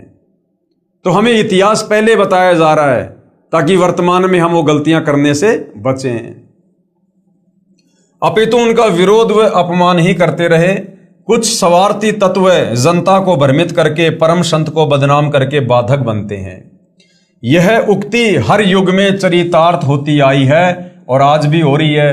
यानी सन 2006 में करोथा कांड हुआ, सतगुरु रामपाल जी ने क्या किया, वही किया जो चारों युगों में आकर वो करते हैं। समाज में पहले से जो शास्त्र विरुद्ध ज्ञान का प्रचार प्रसार अज्ञानी काल प्रेरित धर्म गुरुओं के द्वारा जबरदस्त तरीके से कर दिया गया होता है, हर जगह पाखंड पूजा होती है। सतगुरु रामपाल जी ने उस पाखंड पूजा का विरोध किया, अपने सत ज्ञान आधार से सत्संग कर करके शास्त्र प्रमाणित ज्ञान दे दे के सर्व धर्म शास्त्रों से उन अज्ञानी धर्मगुरुओं की पोल खोल खोल के कि भाई देखो ये जो धर्म गुरु हैं मकसद इनका भी कुछ गलत नहीं, ये भी निकले तो जनता के उपकार के लिए थे, लेकिन इन लोगों के पास में शास्त्र अनुकूल साधना नहीं है। ये लोग सृष्टि रचना से अपरिचित हैं, इनको कोई तत्वदर्शी संत नहीं मिला, जिस कारण से ये खुद भी गुमराह हैं और समाज को भी उल्टा मार्गदर्शन दे रहे हैं, विशेषकर अध्यात्म में शास्त्रों के विरुद्ध। तो वो जो नादान धर्मगुरु होते हैं वो भड़क जाते हैं कि अगर सारी जनता सतगुरु रामपाल जी के अनुसार चल पड़ी तो फिर हमारे पास में कौन आएगा, और हमारे पास में कोई नहीं आएगा तो फिर हमारा कारोबार कैसे चलेगा, हमारा परिवार कैसे पड़ेगा फिर। जिस कारण से वो स्वार्थी धर्मगुरु जनता को भ्रमित कर देते हैं और जो है उस महापुरुष का विरोध करवा देते हैं। तो भाई और बहनों, सन 2006 में जो करोथा कांड हुआ उसका एक मुख्य कारण यह भी था कि महर्षि दयानंद जी जो आम जनता में महर्षि की उपाधि प्राप्त थे, जबकि उनको वेद ज्ञान बिल्कुल भी नहीं, केवल उनको संस्कृत भाषा का ज्ञान था, उनको तत्व ज्ञान नहीं था, जिस कारण से वो वेदों का निष्कर्ष निकालकर समाज को नहीं दे पाए, नहीं बताए। वो ये नहीं बता पाए कि वास्तव में भगवान कौन है, परमात्मा कौन है, किसकी भक्ति करनी चाहिए, कौन से वो मंत्र हैं जो हमारे शास्त्रों में हैं जिनका हमें जाप करना चाहिए। और वेदों के विरुद्ध व्याख्या समाज को देकर वो चले गए। पूरा समाज उनको महर्षि मानकर उन पर आधारित हो गया।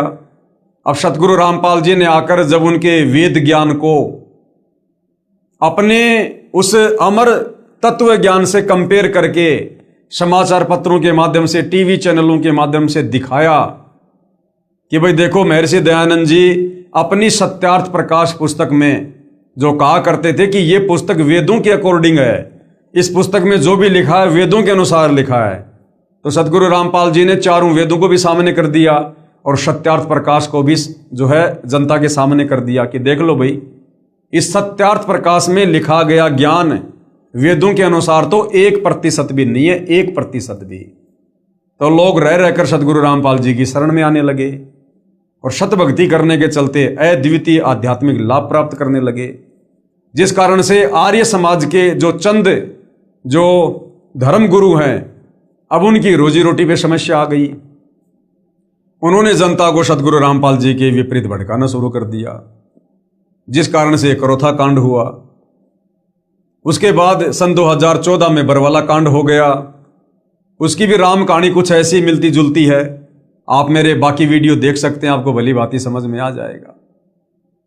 तो कहने का मतलब है, जब कोई महापुरुष धरती पर आता है उस समय हमें उनके विचारों से पहले भली भांति परिचित होना चाहिए। चलो, आज से पहले तो हमारे पूर्वज अनपढ़ थे, अशिक्षित थे, इन धर्म गुरुओं के सामने विचारों की बोलने की हिम्मत नहीं होती थी। अरे अब तो सतगुरु रामपाल जी ने सबकी धोती सी धोती, इनको मुंह छुपाने के लिए जगह नहीं है। ऊपर से हमारे को अक्षर ज्ञान युक्त कर दिया, सभी धर्मशास्त्रों को सार्वजनिक करवा दिया। पहले धर्मशास्त्र हर जगह नहीं मिला करते थे, अब तो आपको हर मार्केट में, हर गली में, हर दुकान में मिल जाएंगे। ऊपर से सतगुरु रामपाल जी ने विज्ञान के द्वारा इन संस्कृत भाषा में लिखे धर्मशास्त्रों को हर भाषा में ट्रांसलेट करवा दिया, अनुवाद करवा दिया। उससे भी बढ़कर उन्होंने जो ये विज्ञान दी है, आप अपनी जेब से मोबाइल निकालिए, गूगल पे जाइए, आपको वेद के किस श्लोक का या गीता के किस अध्याय का आपको अनुवाद समझना है, आप लिखिएगा गूगल पे जाके, 2 मिनट में उसका जिस भाषा में आप चाहेंगे उसी भाषा में उसका जो अनुवाद है आपके सामने होगा। तो इतना सरल कर दिया, इतना आसान कर दिया अध्यात्म को समझना। तो अब तो कम से कम किसी के बहकावे में मत आइए, अब तो कम से कम अपनी बुद्धि विवेक का इस्तेमाल कीजिए। पहले किसी महापुरुष के विचारों से भली भांति परिचित होइए। जब तक आप किसी के सत्संग नहीं सुनेंगे, किसी के विचार नहीं सुनेंगे, आप कैसे निर्णय कर सकते हैं कि कौन सही है और कौन गलत है? तो उसके बाद ही फिर आगे कोई कदम इंसान को उठाना चाहिए, अन्यथा हम पाप के भागी बनते हैं। तो ये गलती कम से कम वर्तमान की जो पीढ़ी है उसने नहीं करनी चाहिए। जो महापुरुष हजारों कष्टों को सहन कर अपनी तपस्या व सत्य पर अडिग रहता है, उसकी बात असत्य नहीं हो सकती। सत्य पर अडिग रहते हुए ईसा मसीह ने अपने शरीर में कीलों की भयंकर पीड़ा झेली। शुक्रात ने जहर का प्याला पिया। श्री राम तथा श्री कृष्ण जी को भी यातनाओं का शिकार होना पड़ा। और ईसा मसीह ने फिर जाते जाते क्या कुछ कहा। ईसा मसीह ने कहा था कि पृथ्वी और आकाश टल सकते हैं, सूर्य का अटल सिद्धांत है, उदय अस्त वो भी निरस्त हो सकता है, लेकिन मेरी बातें कभी झूठी नहीं हो सकती। मेरी बातें कभी झूठी नहीं हो सकती। तो कौन कौन सी वो बातें हैं जो आने वाले युग परिवर्तन के समय में घटित होंगी, उसके ऊपर भी दास ने एक 4 घंटे का वीडियो बाइबल से बना रखा है। आप जी सोशल मीडिया पर जाकर देख सकते हैं।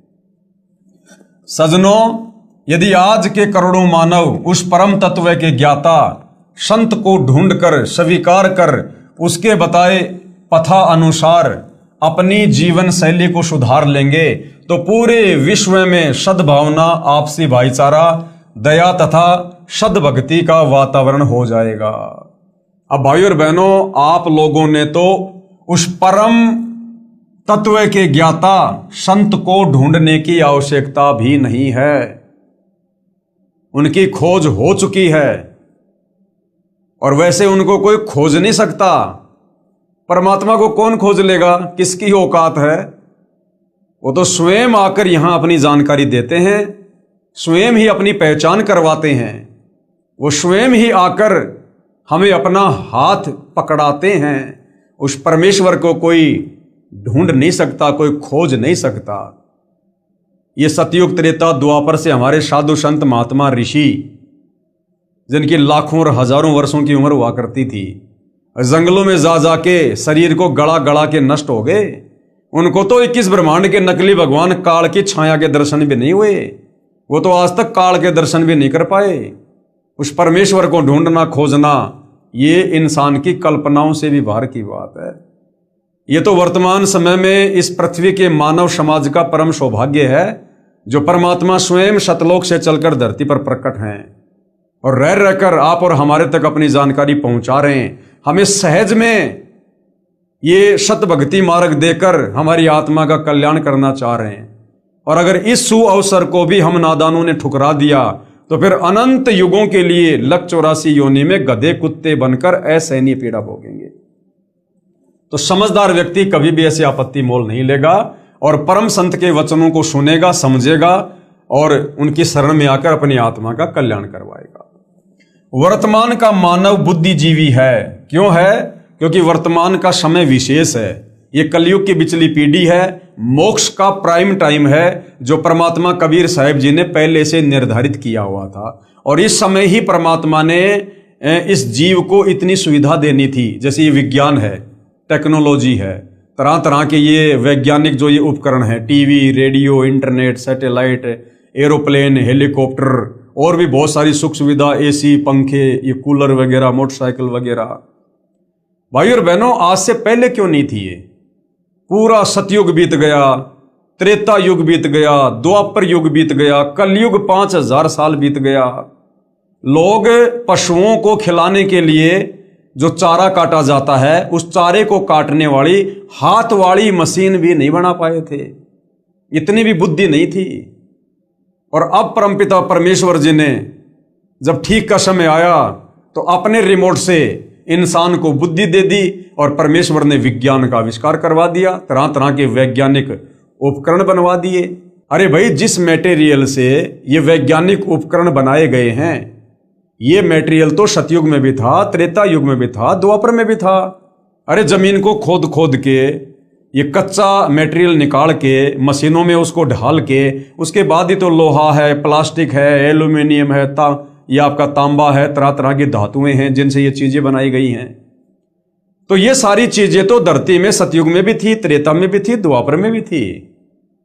लेकिन भाई और बहनों, परमेश्वर ने वर्तमान का जो समय है इसी को भक्ति के लिए सेलेक्ट किया हुआ था और ये सारी सुविधा गुरुदेव भगवान ने वर्तमान में ही हमको देनी थी इस भक्ति में सहयोग के लिए, ताकि हमारा समय व्यर्थ ना हो और हम ज्यादा समय भक्ति को दें, परमात्मा के सुमरण को दें।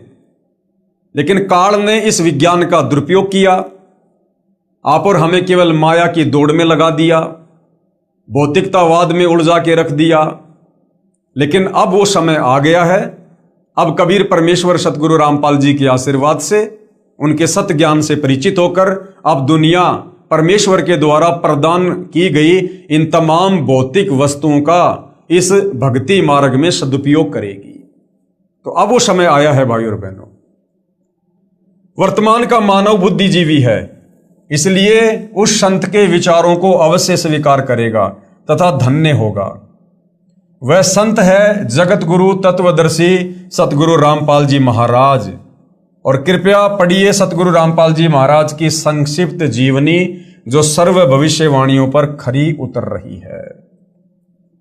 तो भाई और बहनों, आज आप और हमें कबीर परमेश्वर सतगुरु रामपाल जी ने मनुष्य जन्म देकर जो विशेष बुद्धि प्रदान की है, हमने उसका विशेष फायदा इस अध्यात्म को समझकर उठाना चाहिए।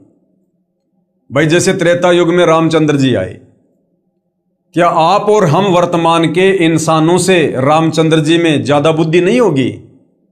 अरे त्रेता युग का समय कितना अच्छा माहौल होगा, धरती पर जंगल होंगे, बढ़िया शुद्ध वातावरण होगा, बढ़िया ऑक्सीजन होगी। ये वर्तमान की तरह गाड़ी घोड़ों की, एसी की, इस प्रकार के भौतिक संसाधनों की ये भागादौड़ नहीं थी।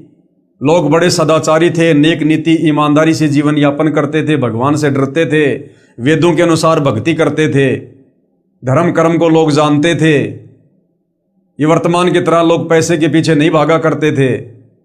तो सोचिए त्रेता युग का समय और स्वयं धरती पर विष्णु जी रामचंद्र रूप में, वो विष्णु अवतार रामचंद्र जी, क्या आज हम इस कलयुग के इंसान जो हर प्रकार से विषय विकारी हैं, बुराइयों में घिरे हुए हैं, लोभ लालच हमारे अंदर भरा हुआ है, क्या आप और हमारे अंदर श्री रामचंद्र जी से भी ज्यादा बुद्धि है क्या? जो हमने ये वैज्ञानिक उपकरण बना लिए होंगे, हमारी बुद्धि उन त्रेता युग के मनुष्यों की तुलना में ऊंट के मुंह में जीरे के बराबर भी नहीं है। हम नेक नीति, ईमानदारी में, इंसानियत में, मानवता में श्री रामचंद्र जी और जो त्रेता युग में जो इंसान थे उनके पैर के नाखून के बराबर भी नहीं है। तो फिर वर्तमान का इंसान अपनी बुद्धि से, अपने स्तर से इस विज्ञान को कैसे बना सकता है? कैसे हेलीकॉप्टर बना सकता है? कैसे वायुयान बना सकता है? जब श्री रामचंद्र जी नहीं बना पाए, क्या उनको एरोप्लेन की आवश्यकता नहीं थी? अरे जब उनकी पत्नी को रावण उठाकर ले गया था और उन्होंने सेना लेकर जानी थी लंका में, तो चाहते तो वो भी एरोप्लेन बना लेते, हेलीकॉप्टर बना लेते। उनको समुद्र पे वो पुलिया बनाने की आवश्यकता क्यों? क्या उनको जरूरत नहीं थी क्या एरोप्लेन की? लेकिन उस समय परमात्मा ने ये विज्ञान नहीं देनी थी, इंसान को ये बुद्धि नहीं देनी थी। ये समय परमात्मा ने वर्तमान का निश्चित किया हुआ था। ये वर्तमान में ही परमेश्वर ने सब कुछ करना था। तो भाई और बहनों, इस विज्ञान के दम पर इंसान जो भगवान को भूल चुका है कि विज्ञान ही सब कुछ है, वो भाई बहुत बड़ी भूल में है, बहुत बड़ी भूल में। ये इंसान के दिमाग की खोज नहीं है। अगर इंसान ने करना होता तो इंसान तो 40 लाख साल से, सतयुग से इसी धरती पर था और बड़े बड़े इंसान, बड़े बड़े महापुरुष, साधु संत महात्मा ऋषि होकर चले गए। वो भी ये उपकरण नहीं बना पाए जो दया परमपिता परमेश्वर ने वर्तमान में इस भक्ति मार्ग में सहयोग के लिए आप और हमें प्रदान की है। इन वैज्ञानिकों को सद्बुद्धि देकर परमात्मा ने जो ये आविष्कार करवाए हैं। कौन परमात्मा? कबीर देव। कौन कबीर देव? वर्तमान में सतगुरु रामपाल जी। तो भाई और बहनों, आज परम पूज्य परमेश्वर सतगुरु रामपाल जी आप और हमारी आत्मा के कल्याण के लिए, हमारे मोक्ष के लिए किसी प्रकार से कोई कमी, कोई कसर नहीं छोड़ रहे हैं। तो आप और हमारी भी जिम्मेदारी बनती है कुछ 2 कदम आगे बढ़ने की, बुद्धि विवेक का इस्तेमाल करने की। पहचानो अपने परमपिता परमेश्वर जी को। इस काल ने हमें जाति और धर्मों की दीवारों में बांध के रख दिया। ये सर्व के तारणहार हैं, सर्व के उद्धारक हैं, सबके शुभ चिंतक हैं, क्योंकि सतगुरु रामपाल जी सर्व सृष्टि के रचयिता हैं। सभी आत्माओं को इन्होंने अपने वचन से उत्पन्न किया था सतलोक में। सृष्टि रचना पढ़ोगे तब आपको समझ में आएगा। तो ये असल में हमारे पिता हैं, हमारी आत्मा के पिता हैं। और यदि हमने इनको इस समय इनके ज्ञान को समझकर ना पहचाना, तो भाई और बहनों, फिर हम लंबे समय के लिए इस काल बलि के 21 ब्रह्मांड में यहीं पर असहनीय कष्ट और पीड़ाओं का सामना करने के लिए छोड़ दिए जाएंगे। आज मनुष्य जन्म में है, ये 184 योनियां भोगने के बाद मिलता है ये चोला। मानव जन्म दुर्लभ है, ये मिले न बारंबार, जैसे पेड़ से पत्ता टूट जाए भंवरने लगता डार। हम 184 योनियां भोगने के बाद आए इस मनुष्य जन्म में। एक चक्कर 184 का काटने के बाद मिलता है, ये परमात्मा का विधान है। कोई ये ना समझे मैं आज राष्ट्रपति हूं, प्रधानमंत्री हूं, गांव का सरपंच हूं, बहुत बड़ा पैसे वाला हूं, मैं बड़ी सेलिब्रिटी हूं, मैं कोई क्रिकेटर हूं, कोई हीरो हूं, तो मैं तो पहले भी ऐसा ही था और मैं तो आगे भी ऐसा ही रहूंगा। आप चाहे वर्तमान में देश के राष्ट्रपति हो, चाहे फिल्मी हीरो हो, चाहे कितने बड़े धनपति और कुबेरपति हो, अगर वर्तमान में सतगुरु रामपाल जी से उपदेश लेकर भक्ति का बीज नहीं बोया, तो अगले जन्म में सीधे 184 योनि में गधे, कुत्ते, सुअर बनकर गोबर खाओगे। आप लोग इस काल बलि के षड्यंत्र से परिचित नहीं हो अभी, क्योंकि अभी आप अध्यात्म से दूर हो। अभी आपको सृष्टि रचना का ही नहीं पता। जब तक हम इस काल की 21 ब्रह्मांड की गंदी व्यवस्था से परिचित नहीं होंगे, हमारी भक्ति में रुचि बनेगी नहीं। और रुचि नहीं बनेगी तो इसी प्रकार हम संतों का विरोध करके अपने कर्म फोड़ते रहेंगे। और ये अनमोल मनुष्य जन्म जो परमात्मा ने दिया, जिसकी कोई कीमत ही नहीं हो सकती, हम इसको यूं ही कोडियों के भाव बर्बाद करके दो रोटी के चक्कर में, झूठी मान बढ़ाई के चक्कर में समाप्त करके निकल लेंगे। अगले जन्म में गधे बनकर फिर कुम्हार के नीचे लटकाएंगे, या सुअर बनकर फिर लैट्रिन खाते फिरेंगे। फिर ना तो हमें कोई समझाने वाला मिलेगा और ना हम किसी की बात समझने के योग्य रहेंगे।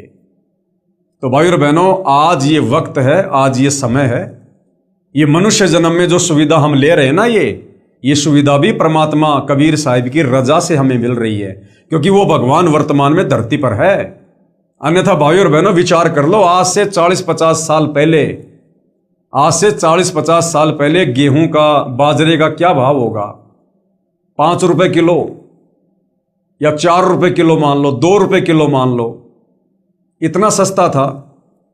और जिस समय ये गेहूं बाजरा 2 रुपए किलो था, 5 रुपए किलो था, उस समय लोग पेट भर के नहीं खा पाते थे, पेट भर के। और आज यही गेहूं, यही आटा 50-50 रुपए किलो हो गया शहरों में, 50-50 रुपए किलो, और आज लोग इसको बर्बाद कर रहे हैं।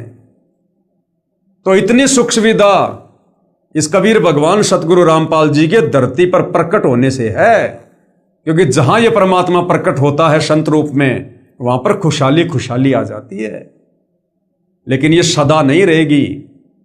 अगर सदा के लिए चाहिए तो सतगुरु रामपाल जी के ज्ञान को समझकर उनके शरण में आकर आजीवन मर्यादा में रहकर भक्ति करके उनके साथ सतलोक जाने की तैयारी पकड़ लो। और सतलोक जाने के बाद हमें सदा सदा के लिए सुख मिलेगा। वहां हमें सर्व वस्तुएं फ्री में मिलेगी, मुफ्त में। वहां हमारा जन्म मरण से पीछा छूटेगा, गधा कुत्ता सुअर बनने से पीछा छूटेगा।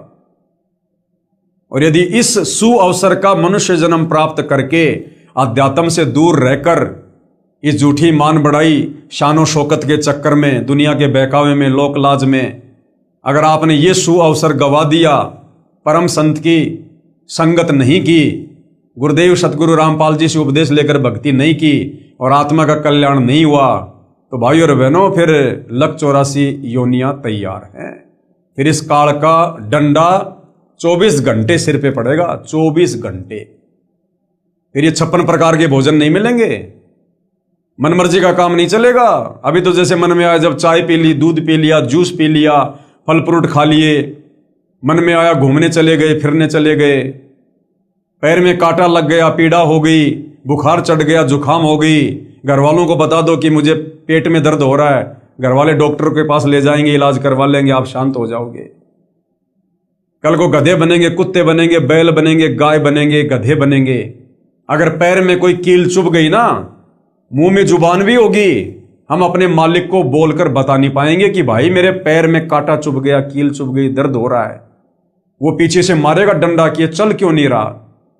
हमें पता है कि पैर में कील चुभ गई, लेकिन हम बता नहीं पाएंगे उसको। इतनी भी हमारे अंदर ये बुद्धि नहीं छोड़ेगा काल 184 योनियों में, और कष्ट पे कष्ट उठाएंगे, कष्ट पे कष्ट। तो भाई और बहनों, जो विशेष सुविधा आज गुरुदेव भगवान ने आप और हमें मनुष्य योनि में दी है, वो बकवाद के लिए नहीं दी, भक्ति के लिए दी है, भक्ति के लिए। और परमेश्वर के इस अनमोल गिफ्ट को यदि हमने सदुपयोग नहीं किया, सत भक्ति नहीं की, तो परमेश्वर फिर बहुत तगड़े तरीके से नाराज होगा, तगड़े तरीके से। और भगवान की नाराजगी का सामना तो ये ब्रह्मा विष्णु महेश भी नहीं कर पाते, बड़े बड़े साधु संत महात्मा ऋषि भी नहीं कर पाते। तो भाई और बहनों, आज सुअवसर है, मौका है, हम तो प्रार्थना कर सकते हैं। वैसे तो आध्यात्मिक लोगों को पागल की श्रेणी में समझा जाता है, लेकिन एक समय में उन पागल लोगों का भी सत्कार होता है। जब द्वापर में श्री सुदामा जी थे, कितने गरीब थे, कितने निर्धन थे, कैसे अपना गुजारा किया करते थे, लोग उनको पागल मूर्ख कहा करते थे। क्या रखा भक्ति में, क्या रखा, कुछ नहीं, तेरी हालत देख, तेरे को क्या दे दिया भगवान ने। आज उस सुदामा की कथाएं घर घर में सुनी जाती है, घर घर में कही जाती है। तो कहने का मतलब है, जब कोई महापुरुष धरती पर होता है ना, उस समय हम उनकी पहचान नहीं कर पाते और हम उनसे फायदा नहीं उठा पाते, और जाने के बाद फिर हम उनके गीत गाते। अब झूठे गीत गाने से क्या मिलेगा? कुछ नहीं मिलेगा। तो आज मौका है, स्वयं कबीर भगवान तत्वदर्शी संत के रूप में, जगत के तारणहार के रूप में सतगुरु रामपाल जी के नाम से स्वयं धरती पर प्रकट हैं। अरे इनके जाने के बाद तो दुनिया इनकी महिमा करेगी, दुनिया। लेकिन बाद में सूखी महिमा करने से क्या फायदा? फायदा तो इनके शरीर में रहते रहते उठाओ, रहते रहते। बाद में तो केवल सूखी महिमा रह जाएगी, हम मोक्ष से वंचित रह जाएंगे। और मोक्ष के लिए शरीर मिला है। तो भाई और बहनों, विचार आप और हमने ही करना पड़ेगा। तो बहुत सारे भविष्य वक्ता हैं जिन्होंने आप और हमारे विश्वास के लिए सतगुरु रामपाल जी को लेकर, वर्तमान समय को लेकर काफी भविष्यवाणियां की हैं। तो आप और हमें विश्वास होना चाहिए और भक्ति मार्ग पर और ज्यादा दृढ़ता आनी चाहिए। जो अभी नए नए हैं उनको भक्ति मार्ग से जुड़ना चाहिए, और जो सतगुरु रामपाल जी से उपदेश लेकर भक्ति मार्ग पर लग चुके हैं उनको दृढ़ हो जाना चाहिए। अगर साक्षात ये काल बलि भी धरती पर किसी संत रूप में प्रकट होकर या किसी सतगुरु रामपाल जी के विरोधी के रूप में प्रकट होकर यदि हमें भ्रमित करने का प्रयास करे, इस भक्ति मार्ग से डगमग प्रयास करे, हमारी कोई मर्यादा तोड़वाने का प्रयास करे, तो हम इतने दृढ़ हों कि उस काल बलि को भी मुंह की खाकर जानी पड़े। तो भाई और बहनों, आप और हमने फायदा उठाना, फायदा इस मनुष्य चोले को सफल करना है। तो भाई और बहनों, आज के ज्ञान गंगा पर बन रहे इस वीडियो में केवल इतना ही। नेक्स्ट वीडियो में हम परम पूज्य परमेश्वर सतपाल जी का जो संक्षिप्त लीला में जीवन है उसके विषय में हम थोड़ी सी जानकारी प्राप्त जो है वो करेंगे। तो आज के वीडियो में केवल इतना ही। गुरुदेव भगवान हम सबको आज्ञा दे, सद्बुद्धि दे, हमारा मार्गदर्शन करे। बंदी छोड़ सतगुरु रामपाल जी परमेश्वर जी की जय हो।